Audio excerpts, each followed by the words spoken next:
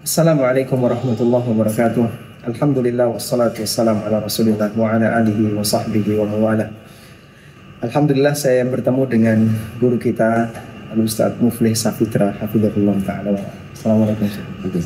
Ya, Jangan bilang guru kita. Sehat.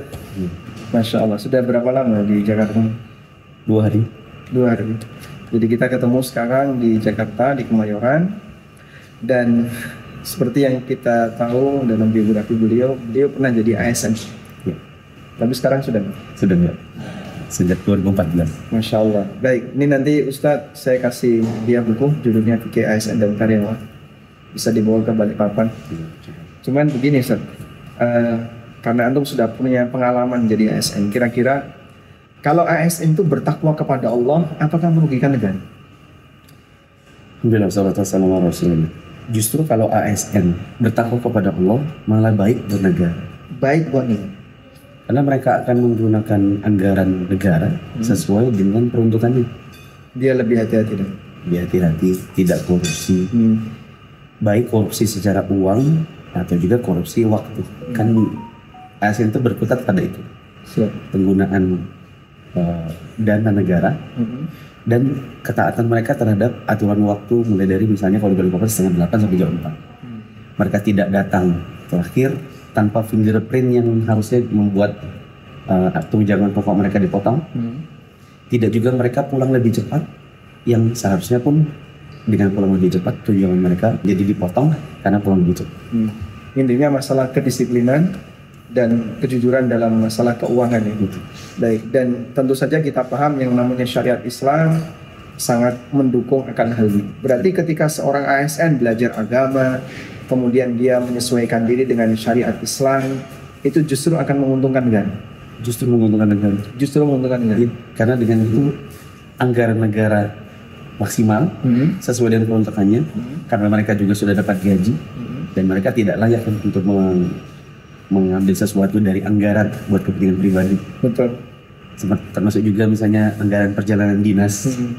Misalnya dia naik Lion Air, nggak boleh dia reimburse-nya Garuda bisnis. Ya. Kalau dia nginapnya di hotel bintang 3, nggak boleh dia cari voucher bintang 5 lalu reimburse-nya dengan bintang 5. Baik. Kalau dia nginap di keluarga, anak pernah tanya, nginap di keluarga ya berarti Anda tidak mengeluarkan uang negara. Ya. Berarti jangan cari voucher hotel untuk di reimburse. Oh gitu. Ya. Potensi manipulasi seperti itu cukup besar. Bisa. Nah, bisa. Karena itu menjadi sebuah budaya yang karena selama Anda jadi PNS, itu jadi sebuah budaya yang kadang-kadang Anda bilang, kalau gitu saya nggak usah kerja lagi. Daripada saya tidak bisa bertanggung jawab sesuai dengan yang saya jalani. Sampai ada alasan demikian. Iya. Artinya kan sangat sulit untuk menyesuaikan diri dengan ini. Apa gini? Gini Ustaz, kadang-kadang kalau kita perjalanan dinas sendiri, kita bisa kan sesuai dengan apa adanya. Tapi kalau perjalanan dinas itu jarang ada yang sendiri. Kecuali kepala-kepala. Kalau misalnya ini tugas satu kelompok 10 orang, yang mengatur kan ada kepala anggarannya misalnya. Siap. Nah dalam 10 ini kan nanti itu gini ya, nanti gini ya, nanti gini ya. Kalau kita bilang, oh saya nggak mau, saya nggak seperti itu nggak bisa. Itu akan mempengaruhi keanggaran yang lain. Nanti jadi bahan pertanyaan, kok ini beda dengan yang lain? Apakah yang lain ini korupsi? Nah itu. Masya Allah, Masya Allah. Dan rata-rata pelakunya Muslim. Ya rata-rata. Subhanallah. Baik. Jadi kaum muslimin yang kami hormati, kira-kira sisi mana ketika Islam diterapkan dalam dunia kerja Anda itu mengkhawatirkan bagi keselamatan kerja Anda atau merugikan negara? Dan bahkan sebaliknya. Dan kita membenahi akhlak kerja ASN melalui pemahaman agama. Memungkinkan? Sangat mungkin, tetapi itu kan butuh kajian rutin juga saja. Dan itu pembinaan akhlak yang demikian sangat maksimal kalau ada kajian buat ASN.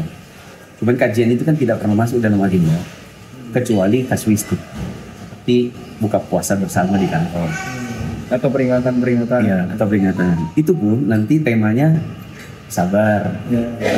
Sabar sebagai SN. Yang normatif ya. Iya, normatif. Syukur. Syukur. Berpulang pada itu saja. Sehingga anak pernah dulu ngisi di beberapa instansi setelah keluar dari ASN.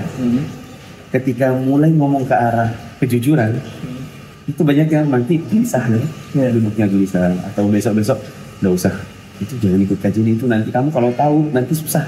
Masya Allah. Mereka jadi takut. Jadi orang jujur takut.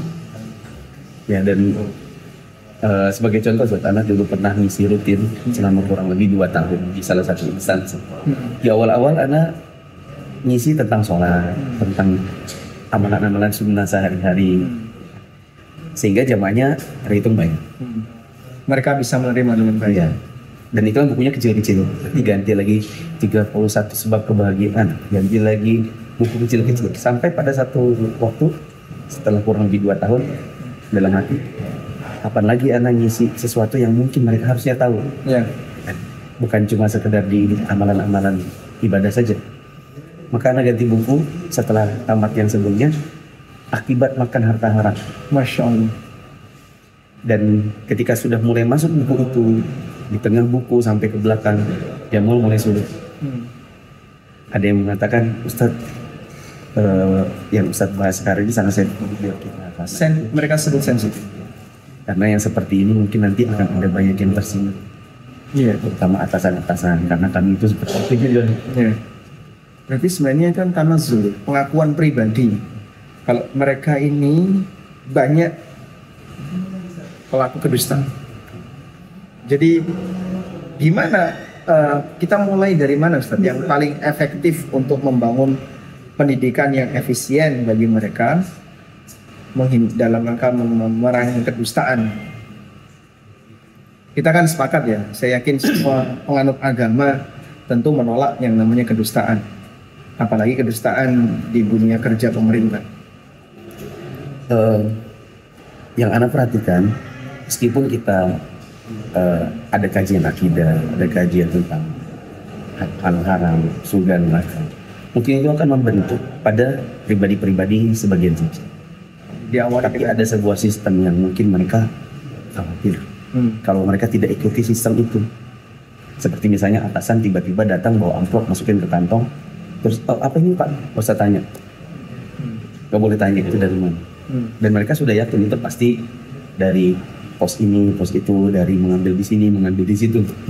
Dan mereka sebagai bawahan takut kepada atasan, takut dimutasi ke tempat yang jauh, takut nanti kalau dipecat sih, insya Allah banyak juga yang nggak takut dipecat, tapi takut dipindah ke tempat yang lain, takut nanti diperlakukan diskriminasi dalam kantor. Itu memang harus bisa dibilang mungkin dimulai dari dai. Para dai ketika datang dan ada kesempatan, jangan berbicara hanya mengenakan saja, yang sifatnya normatif saja, jangan ya. Sekali menyinggung pelanggaran yang terjadi di situ sebenarnya. Betul. Dan harus berani. Masya Allah. Ini catatan penting bagi teman-teman para dai sekalian ya. Jadi pendidikan ini memang perlu kerjasama bareng. Ya, memang jujur buku ini saya tulis tujuan besarnya untuk itu. Dengan banyaknya informasi yang saya dengerin dari teman-teman yang kerja maupun yang berhubungan dengan orang dalamnya. Kapan Indonesia akan berubah dengan keberadaan orang-orang semacam ini? Ini kan merugikan sekali. Dan saya yakin nilainya tidak dalam angka juta, tapi mungkin bisa sampai miliar, bahkan triliun kebocoran anggaran. Ustaz bisa cari ada footage punyanya orang Mesir. Salah seorang chef di Mesir ngomong di hadapan presiden ketika itu. Mengingatkannya langsung, Anda sebagai presiden atau Anda sebagai pimpinan ini bertakwa kepada Allah, bila tidak maka neraka, begitu seperti itu. Keberanian dan mental seperti ini yang mungkin sangat dibutuhkan oleh para dai di Indonesia untuk bicara apa adanya di hadapan para petinggi-petinggi. Dan mungkin di kita kadang-kadang, waduh kalau kita ngomongnya yang kayak gitu nanti besok gak dipanggil lagi, besok gak diundang lagi. Pakai wo. Kalau orang Jawa pakai wo.